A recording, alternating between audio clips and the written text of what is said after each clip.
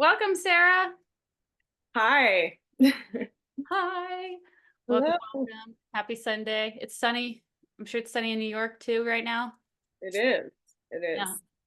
Cool. All right. Well, please tell us about yourself for the people that live under rocks. Who are you? What are you up to? I'm Sarabeth.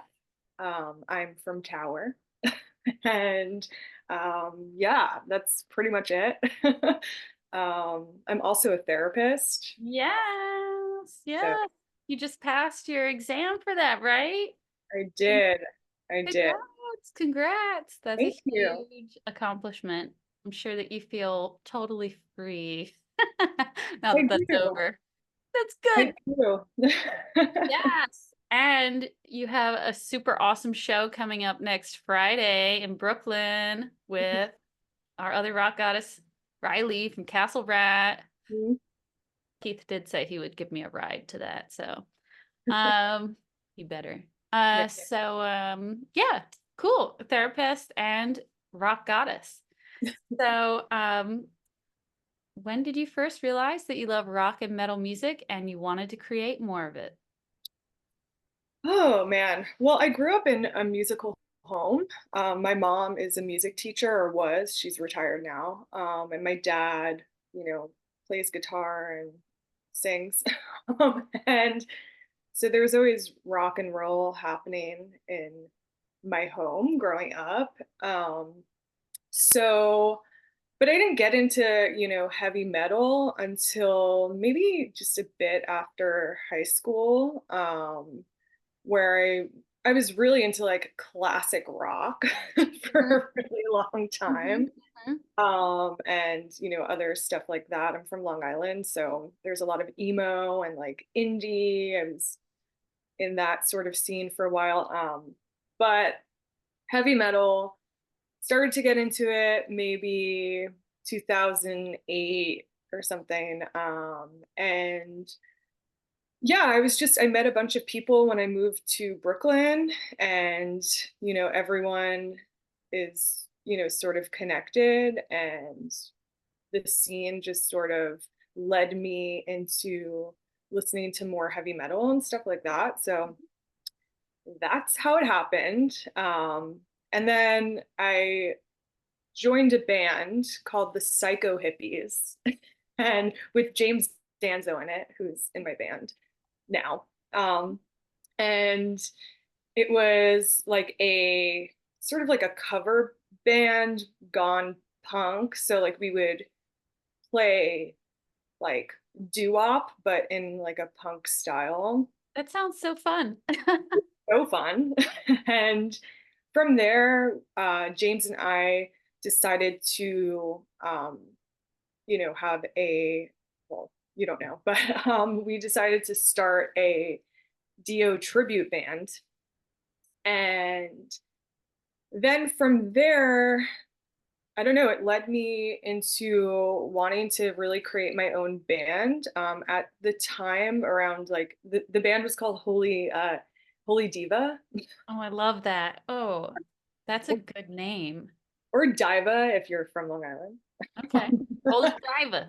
I Holy like it. I like both. I kind Diva. of like it with the Long Island flair too, actually. Mhm. But yeah, so that at that time, I was touring with the band called Mutoid Man, and I had been singing a song with them. I was doing merch for them, but also singing a song with them every night, a Dio song, well, really a Black Sabbath song, Falling Off the Edge of the World. And so we were doing that.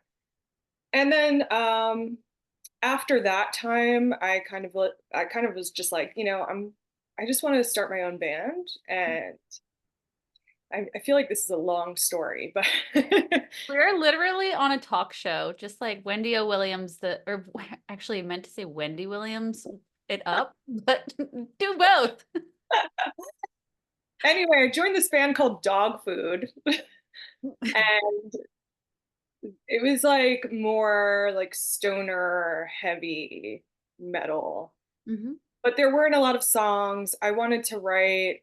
The band wasn't really on the same page as me. And actually, Zach, the guitar player of Tower, was in dog food. Okay.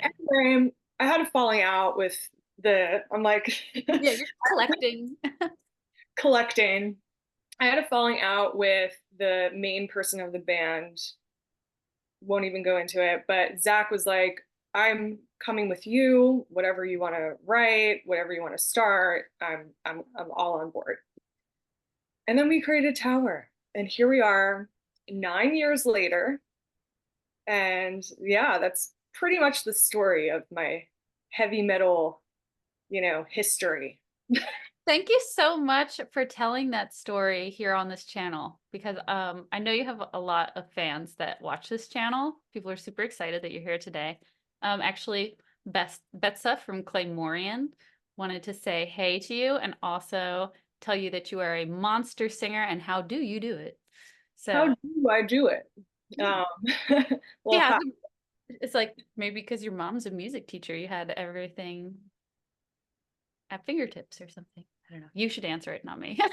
well, it was definitely, music was definitely, in my home, and I was always drawn to it. And um, I tried a bunch of instruments, and it never really, you know, I never really connected, besides maybe the piano. But really, I realized that singing was what I wanted to do. And piano definitely helps, if you want to like sing a song and, Mhm. um, but yeah, I don't know. Yeah. So that's kind of how I guess I started singing from my mom, maybe. But also it's just, I think it's in your DNA, somehow. Oh yeah, and you said that your dad sings as well. I Mhm. feel like that's just like a very encouraging household to like get loud and let it out, belt, make a mistake, sound a little funny once in a while, do a character voice, and you're like with the people that Mhm. um will encourage and support you. Totally. But I do agree with you that vocal cords are muscle and that can be related to your DNA. It can be related to, yeah, Mhm. like Hank Williams and all of his descendants, I guess. So Yeah. with Mutoid Man, you also contributed to a song called Bleeder. Yeah. So uh that's their, I guess, also their album. I guess that was from maybe 2015 or 14. I can't remember anymore. But yeah, they asked me to sing on the track called Bleeder. And it was my first time really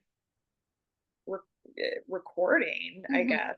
Um, Listening to it now, I'm like, oh God. And that's what happens. Every time I record something, I'm like, oh God, I don't like ever want to listen to it ever again.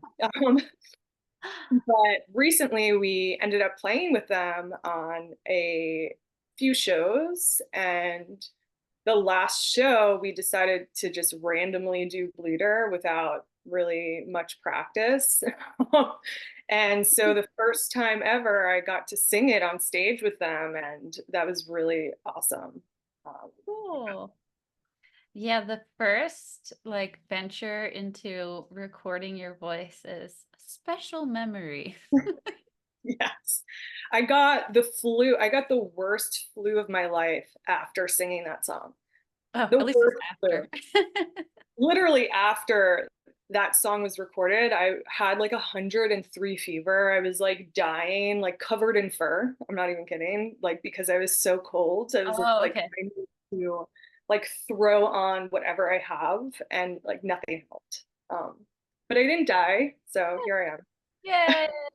I Um, am. you are also on Cruz del Sur, Mhm. right? Cruz del Sur. This is like the guy that runs that, he can live above ground. We don't have to keep him underground. He can hang out, like, because he signed so many good female fronted bands. I'm proud of him, and I don't even know what his name is. Um, Enrico. His name's Enrico. Good Yeah. job, Enrico. So, and then you also contributed to Dancing in the Dump by Tournament. Oh shit. That's a throwback. It's Yeah. my I job totally to know. forgot about that. Oh wow. That's like a deep cut. Yeah, I totally forgot about that. Our friends, the band called Tournament, they were back then, they were like a local hard rock band. And they asked me to sing on one of their songs too. I totally forgot about that.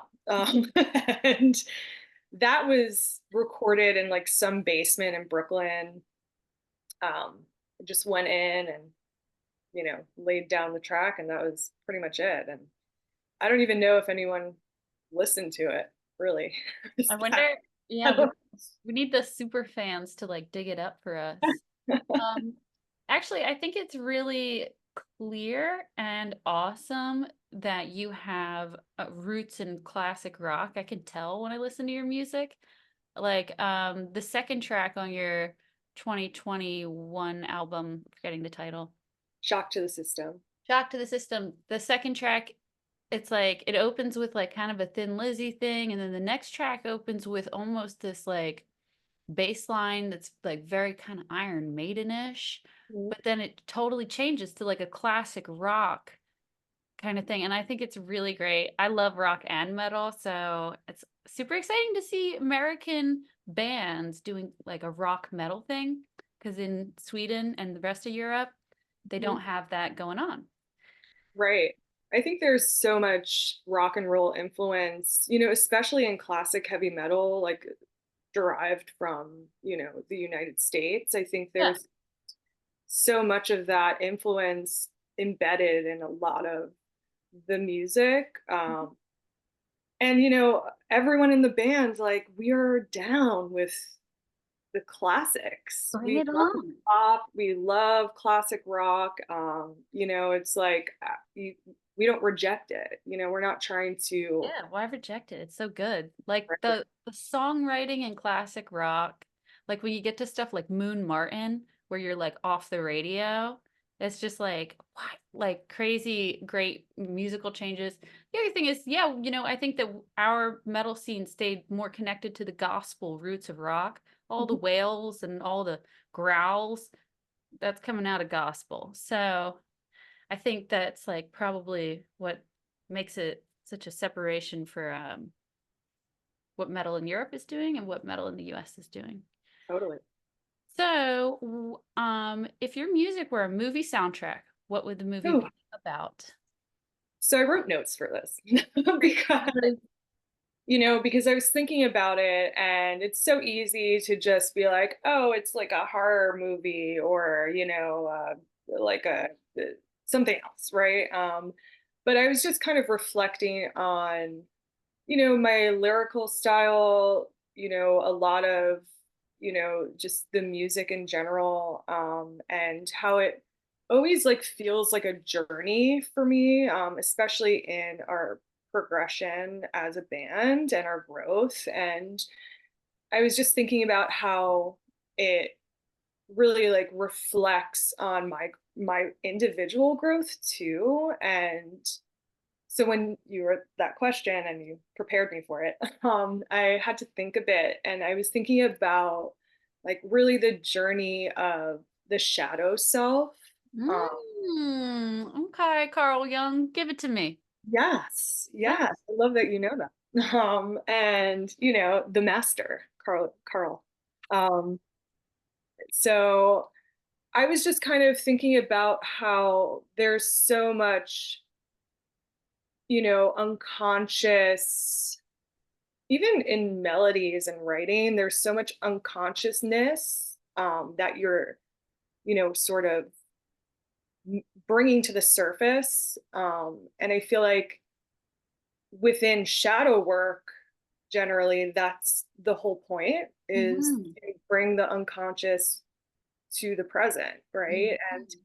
I feel like that is really sort of my own journey, my personal journey, but also the band, and how even personally, there was like in our dynamic, there were so many shadow parts, and we've we've been able to really get through that and come out the other side. And really get, more intimate and um, even in our writing and stuff. So that's kind of where my head went when you Mhm. asked about a film or something like that. That's where I went. Cool. Yeah, Awesome. It, so okay, so it's like the journey of the shadow self being expressed and right. coming together. I love that. It also Hmm. makes me think, since you're now a licensed clinical therapist, this means every dude in your band has had therapy. We all hope and pray. Um, Finally! right? I wish I could just like sprinkle therapy dust on every. Oh my God, imagine. Like imagining like a show where you're like, okay, boys. Mhm, mhm. All right, I I got feel like I feel like a lot of them have. I'm not gonna like tell you their secrets, but yeah, it's I think therapy is so important and it's definitely helped me in my life and um it's definitely part of everything I do, uh, Mhm. that healing and it's just a forever journey. So Cool. yeah. Yes. As life, delivers you more experiences, you gotta process everything. Hmm. Um, that's so great. I love that you're doing that. That's like such a powerful thing to offer to everybody. And also there have been like a couple guests that have come on the show and talked about how much therapy has helped them. Like Madeline from Bloodstar was saying that she actually got a therapist to help her overcome her stage fright. Wow. Right? I Yeah. was wow, it was so good of her to share that in this public space where like maybe there's other people that would like to take this journey and they're like held back and like you can get some therapy and work on that. That's super cool. I really would love more details, but I'll let you get away with that. So, um, if you could collect any three vinyl records of all time, which would you like to have? Okay, well, so there's this one record that I feel like in every single interview I ever do, this always comes up. And it's the band Fallout. I Hmm. don't know if you know them. Mm-mm. It was Peter Steele's band from like, I don't know, like from like the 70s or early 80s. Oh. And there's this EP that goes for $10,000. I'm not kidding. It's so rare. It's just, a 45. Hmm. Um, and it's called Rock Hard.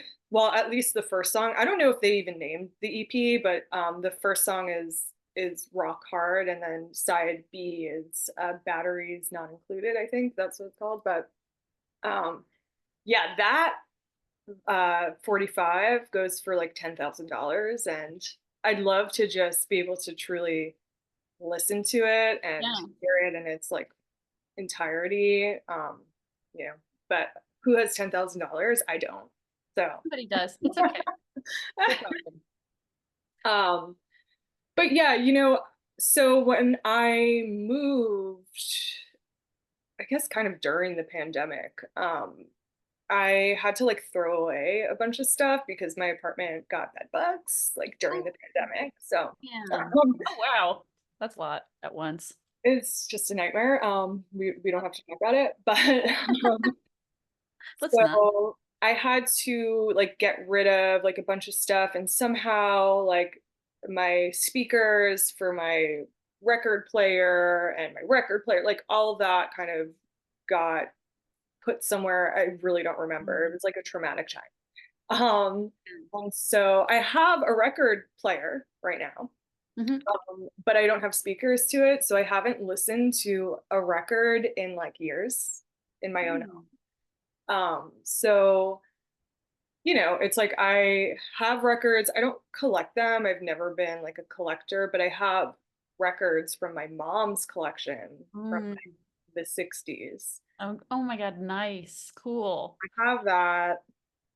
it's been fun. And, along the way, I've like collected some Hmm. albums too. But I was thinking about this question. I'm like, I don't, like it doesn't mean anything to own these physical things. I think it's more about being able to, I don't know, I'm just into so much. It's really hard to like choose.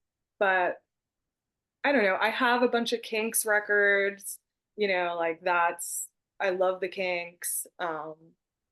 They're awesome.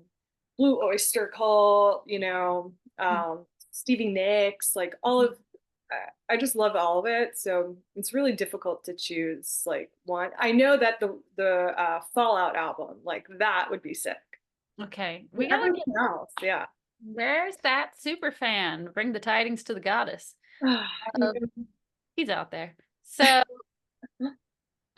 we summon you. But anyway, that's so cool that you have your mom's 60s record collection. I have my mom's 70s record collection, and when I left Seattle, I moved to Europe, so I just like left everything. And so I don't have it anymore. But that's okay because I kind of like the new collection that I built in it for a different reason. know, And also, if you have like a great 60s record collection, it is really hard to add to it. Also, if you like have roots in classic rock, I don't know. But that one out EP that you were talking about sounds awesome. I'm gonna try to find it online to listen to. Did you? yeah, it's on YouTube. It's Okay. so sick. Peter Steele, yeah. Mhm. Anything that he's done. It's just He knew what he was doing. Okay, so if you could play your next tour with any three bands live today, who would you oh, choose? you Don't know, say the upcoming tour. Don't say the upcoming tour. I'm not. Um, it's so hard because, thinking I think logically sometimes it's like not that I can't like use play to like, go deeper, but in terms of tower, because it's like individually I'd love to tour with so many other people. But in terms of tower being like a good fit for like a bill, Mhm. I think that maybe Judas Priest, Kiss. It's like all the classic ones. It's so typical. Scorpions, Mhm. um, even like Blue Oyster Cult. I love Blue Oyster Cult. So that would be really sick. Uh, Cool. all of like, the top guns. Mhm. So I don't know. Is there any festival that you would like to play most of all? Well, again, I thought about this too. I'm like, just take me back to Woodstock 1969.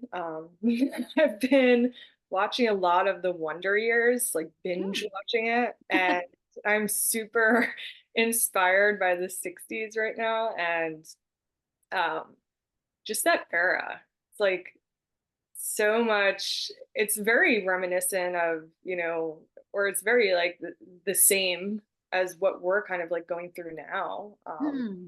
And like war and chaos and you know just shifts, major shifts. And but there was Woodstock in Yeah. 1969 and everyone got loose and got to see the greatest bands ever. So I think that I'd love to go back in time. But Hell's Heroes, we played 2 marches ago. Mhm. And that was such a great fest. It's like the best heavy metal fest in the United States right now, I think. Hmm. And I'd love to play that again. So Cool. yeah. Oh, okay. Well, I'm gonna have to make sure I get to the festival when you play. I thought about going the last 2 years. It just didn't quite work out with everything I had going on. But everybody says it's just like the big homie hang. It is. It's so fun. It's It the looked like best. everybody was like really nicely dressed too, and I always appreciate some fashion. And speaking of fashion and 60s stuff, girl, the makeup, yes, you are like in I am inspired. Oh, Um, okay. I actually had like a couple weeks ago, like a really intense blue eyeshadow phase. I don't know. Anyway, okay. it's What's your favorite gear and favorite stage wear? Well, it's funny that you're talking about makeup because I'm like, I can't. I was like doing my makeup this morning, and I was like, I can't. Like, why can't I like do the wing anymore? Like, I'm like, I keep messing up. I don't know. Like, who knows? Now, maybe I'm like getting older, and I'm like get it right. But my favorite stage gear. Well, I got in-ear monitors for the first time Hmm. back in September, Hmm. and that's pretty much the only gear I have. Okay. So that has helped me so much. It Mm. has changed the game where, instead the band is so loud all Mhm. the they won't turn down, even when asked. And so I chose to, drop a bunch of money on these in-ears, and it's saved my voice in so many Mm. ways. Oh my gosh, this is such a helpful tip for all of the gals watching who also need to save their voices and ears. Thank Hmm. you for sharing that. And Yeah. also, makeup totally counts as stage wear. So, yes, eyeliner tips. My wing eyeliner tip is like putting a little piece of tape in there. Oh, smart. That's smart. That's all. That's what I got. Nobody has like the same like exact eyes. So, even if you do your eyeliner the same way, you don't get the same wings. Right. Right. And It's it totally true. feels like it's because I'm getting older. Yeah. I don't know. It's that I guess makeup is like, part of my gear, Yeah, right? no, it totally is stage wear for sure. I mean, face paint, corpse paint, like a wig, makeup, Madonna bra, like it's all a part of like transforming into the like fantasy version of yourself. Hmm. There is a belt that I wear every single show, Hmm. made by my friend Rachel from Heavy Leather NYC. She Hmm. moved to LA like probably like 7 years ago at this point. But she gifted me this belt. It's literally on its like last leg. And I am hoping that she can make me like a brand new one, but it's so sick. It's like in probably in every photo that I've ever taken, every live photo. So I can't go without that. Uh, That's the thing. hell yeah. And out here repping some other girls getting creative too. You Hmm. are the fairy. Um, okay, and what is a performance memory that you will never forget? So again, getting older makes your memory like crumble. And a performance memory. Well, recently there were these two younger girls that, had come to one of our shows. I forget where. And one of them was just sobbing. And, I remember being young and seeing bands that I really loved and crying. And to have that, you Oh, know, good. happen is, I feel like, you know, maybe That's it's a fetish of mine, like when people cry to me. I don't know. you were But making me cry now. Oh really, my gosh, a fetish of yours. Oh my God. Now we I know. am a Okay, so if you need therapist. like a therapist for when you feel sad, we got you. Hmm. This is not the anger therapist. But that was so beautiful to see, someone be so moved by, Mhm. our music, and just connect with that. And I think those are the best memories when you really see your impact Yeah. making on other people. So, yeah. Oh, that is so beautiful. It does have an impact, like you're gonna change choices that she makes in her life. She's gonna believe in herself more because you role modeled how to believe in yourself. Hmm. Hmm. Aw. Yeah. Also, I think that you met another rock goddess, Claire from Breaker. I think I saw a picture of you guys together, red hair. Yes, yes. Mm. I think we met somewhere in outside of Philly. We played. Yeah. Yeah, I was gonna try to go to that show, but it was like outside of Philly in a place that has like no public transportation. Oh. Um, You mean you couldn't roller skate to the gig? No, because I was expecting Keith to pick me up. Mm. Anyway, so but yeah, Clara has a new single out and it's very classic rock. So if you haven't heard it yet, I'll send it to you. Okay, awesome. Yeah, I was really happy to hear what she put together there. And do you have any new announcements for us? So, okay, what are we doing? We are going to Sweden and Denmark in May. Um, we're actually going to announce the tour tomorrow. So here's like a little sneak peek. Oh, for the people actually paying attention. And we're going to be doing just a couple, or maybe like 4 dates with the band Tanith. So we're doing that. We're also going to Salt Lake City before that, and playing this festival called Bitch Fest. Um, so that should be fun. I'm stoked. Yeah. And then we're writing a new album, and it's so crazy because, you know, I've been studying for my licensing exam for months and months, so it's been really difficult to kind of make time to be creative. So the other day I was looking through like my voice notes because James and I get together and we write a lot of the tower stuff, and going through it, I'm like, damn, we wrote this like almost like 2 years ago at this point. And it's Mm. like, God, we've been like sitting on this stuff for so long. I can't wait to just put it out and like Mhm. move on, you know? Yeah, I know. It just does take a while to get a full album out. I mean, even getting a single out, takes its own chunk of time. And it's Mhm. like just this little blip for a few minutes. And so I think people think it's like really easy and fast and quick. And it's like, no, sometimes like you gotta redo stuff or you don't like the mix and you gotta find somebody else or whatever. It's like, and then a whole album of that. Mhm. So that's totally normal. Lots of girls that come on here talk about that. This is like, that's kind of like one of the best parts of this channel is that everybody will discover that everything that they're worrying about is the same thing that everybody else is worrying about.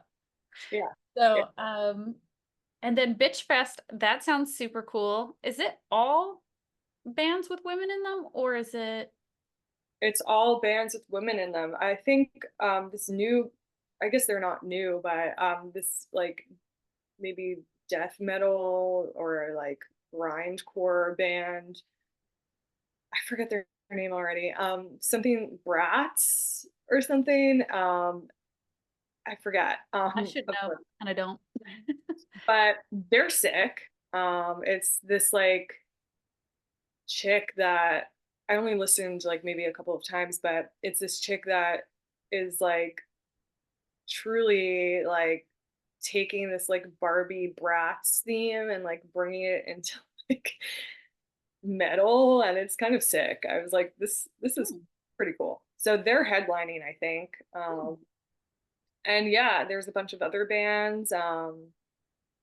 It's our first time playing in Salt Lake City, so we haven't been West Coast in a really long time. So yeah, I've never been to Salt Lake City. It does sound really fun. Do you remember when it is? Is it like May 17th or something? I think it's May. Shit, let Okay. me look it up. May. Huh, Mm. I have it saved somewhere. May 11th, Okay. All right. Saturday, May Tough. 11th. Tough to squeeze it in. Got Yeah. so much iron in the forge, and I want more. And that's Mhm. not the way it works. We must make choices that lead to self-care. Yes. So, okay, well, thanks for that update. Are you ready to play the vinyl game? Sure, let's go. Okay. Same as every other episode, I'm gonna hold up two vinyl and you will pick one to tell us why you like it or what you like about it. Cher or Shaka Khan? Oh God, this is so hard. Oh no. Damn. Oh, I have to choose one. Oh, Um, I'm the worst. honestly, I'm no, such a not Gemini. really. You can say something about both of them. This Okay. segment helps everyone learn about our foremothers. I mean, Cher is mother. Cher is mother. And we love her. We we honor her in every waking moment. And there's something. Cher not only is so talented, but the outfits Oh, are just literally everything. I just saw this like meme the other day of her just like taking off like every like coat that she had. I don't I know if you saw the saw. same one. Yeah, it's like the sequence, so it's just the Uh-huh. veil over and over. I'm like every outfit, the Bob Mackie fits. I'm like, come on, we You all know, wish we could be her. So I really appreciate like the small titty queen showing us what to do with our tops, you yes, know, because like I don't have cleavage, I know, but kind it's of. like, because I'm like, hey everybody, but it's like we can wear the tiny tops though. We can wear the little butterfly shaped crisscross thingy because we yeah, are tiny titty team. yeah, Um, and so thank you for that, Cher. Thank you for letting me know how to do that. And what yes. about Shaka Khan? Oh God, so the best. All of these are like gay icons, and I'm obsessed that these are the two of which you chose today. Shaka Khan, I mean, it's like, what more can you want with the beats and just dance? It's like pure dance, Yeah. and soul too. Mm-hmm. And I don't know if you've ever heard her collaborations with Rick Wakeman. Hmm. Robot Man and War Crimes are so freaking good. She's in the Rock and Roll Hall of Fame, where she deserves to be. And she also has some really great outfits as well. Oh, What a waste. I wish like there's a way that you can like rent like all of these people's outfits just for like one day. It would save me a lot of time of trying Yeah. to like replicate. But You know what? AI is going so fast. We'll just like hologram some outfits on. hmm oh oh God. Another like you're really trying to stump me right now. Okay, well, I'm just gonna have to talk about both of them. Okay. So Bonnie Tyler, I mean, total eclipse of the heart. Like, come on. So relevant. Karaoke jammer all the way. Mhm. Um, just, I love Bonnie Tyler too. And just epic, important, just an epic, important voice of the 80s, you know? And that's really a sick record. I don't think I've ever seen the record or looked at it. That's really cool. Oh man, I'm just doing this all backwards, but the tracks on it are so good. Mhm. Side two, It's a Jungle Out There is so good. I will say that the intro to Going Through the Motions, where it's like the children chanting, like in a schoolyard, going Mhm. through the motions, which gets right inside of your brain. I Yeah. hate it. I don't like that. I don't like that. Don't want an annoying intro to a song because I'm just like waiting for it to pass so I can finish listening to the rest of the record. Mhm. But yeah, and how about Susie Quattro? Oh, I mean, it's so crazy that you chose that because today I just, was listening to her and it's just like, again, like it's like a mix. I feel like it's sort of on the glam side a bit, but like also punk. And I love every song is really a hit, you know? I just, which song was I listening to today? She's in Love with You. I don't Um, think it's that record, it's a different record, but yeah, oh, like this record. We're just talking about the Queens. yeah, we're just talking about the Queens. Yeah, another, the style of the music, just every song is like a rockin' jammer. So, Yeah, I feel like when bassists sing, there's like extra focus on rhythm because they're coming mhm, out of the rhythm section. And then Susie Quattro, you might already know this, was on the cover of Rolling Stones, one of the first women, and it was the year was 1975, the same year that Runaways were formed. So Joan Jett's probably got a big crush on Susie Quattro. That's what I think. who doesn't? Those two would make a great couple. Pat Oh, Benatar or Santa? you know, I'm gonna be real. Now I can actually choose one. It's gonna be Pat Benatar forever. Okay, forever. Pat Benatar is really one of my like vocal influences. Oh. Um, there's something about her. I love her. I Mhm. love her so much. Um I don't even know what to say about her because even today she still sounds so great. I went to Staten Island, which Uh-huh. no New Yorker should ever do. I went to Staten Island to see her Mhm. with my friend and in this like really cool theater like on like the top of this hill. And she's with her husband. I forget his name, something with a G. Mhm. Mhm. Yeah. But like, they're still playing, they're still, singing the hits. I don't know. Which album is this? I can't see. Tropico. What's on it? Diamond Field, We Belong, Painted Desert, Temporary Heroes, Love in the Ice Age, Oh Oh Song, The Outlaw Blues, Suburban King, which I actually love. Mhm. A Crazy World Like This, and Taking It Back. Neil Giraldo. There he is, Geraldo, right? No, she's not in the Rock and Roll Hall of Fame because they wanted to induct her, and she didn't want to go without Neil. You know what? That's called love, baby. That's a little too much love for me, but A little bit too much. Yeah, We Belong is just, if I had a soundtrack for my life, like that would be on it, I think. so do you like Liza Minnelli as much as Pat Benatar likes Liza Minnelli? I do like Liza Minnelli.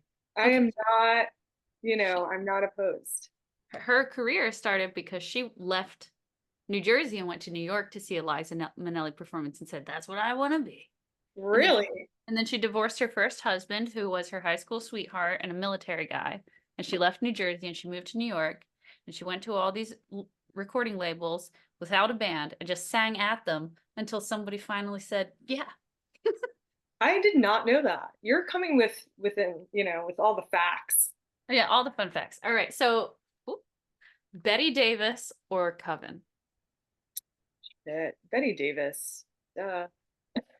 I thought you'd pick Betty Davis. I mean, this was definitely a hard one because they both have good growls, but she has more.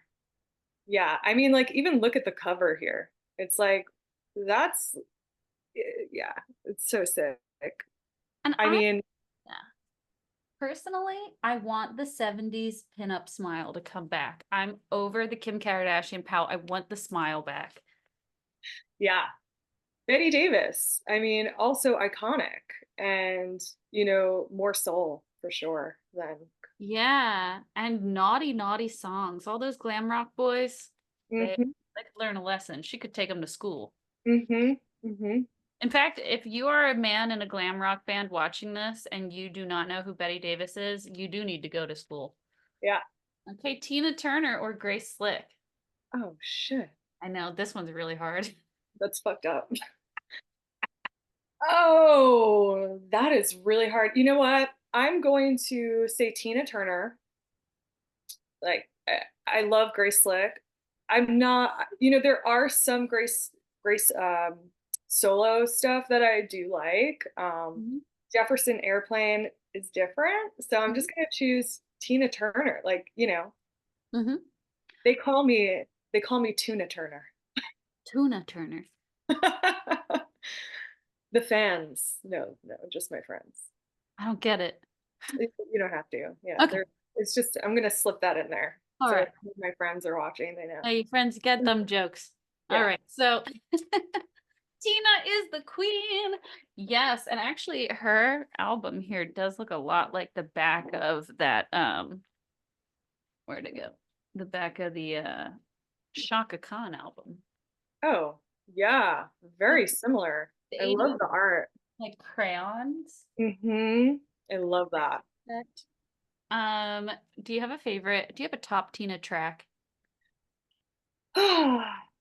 So I guess I'm gonna have to say this. During sound check, I always check with what's love got to do with Is that why you're Tuna Turner? it.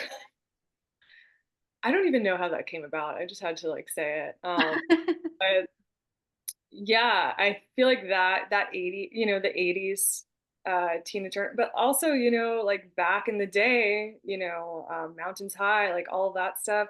Mhm. She's literally the queen. She is. So again, it's so hard to like choose your favorite. There's Mm. so many good ones. I could say that I have a favorite album, and that's Break Every Rule, which is not as commercially successful as the next one, Private Dancer. Mhm. But Break Every Rule was like well, actually, when she started her solo career after Ike, she did a weird country album that nobody listens to. Kind of like Country Carter.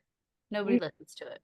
Mhm. But I guess some people do, but anyway, nobody listens to this Tina Country album, and then she did Break Every Rule, and it still has strong country influence. So it's a country rock Tina Turner album, and she's just like a woman that just like got single and like wants to have sex and like hates the men. That's the whole album. So it's kind of her best work in my opinion. Well, I Yeah. have to listen to that. This is the one that you're talking about right now? No, this Yeah. is a live Oh, album. This is a oh, that's a live. Okay. double vinyl live album too. Yeah. I think I own Private Dancer. I think it was my mom's, honestly. I think I Yeah, have. Private Dancer was a very popular one, but yeah. Oh, but you know what's really good on Private Dancer is Steel Claw. That's one of my favorite Tina songs, and I think that's like the last track on Private Dancer. Hmm. I Yeah, mean, she's the best. R.I.P. man. God damn I it. know, I know. Shoot, Tina. But she's with us every day in spirit. Yep. Um, Okay, well, thank you so much for your time today and getting silly and having fun and chatting and telling stories. It was a pleasure to have you. Please, Yeah. please come back when you have like a new single or if you want to do like a special about your next album. I would love to have you and like go deep into all the tracks. Yeah, definitely. Thank you so much for having me. This is Absolutely. I'll fun. see you next weekend. Awesome. Looking forward. Bye. All right. Thank you. Bye.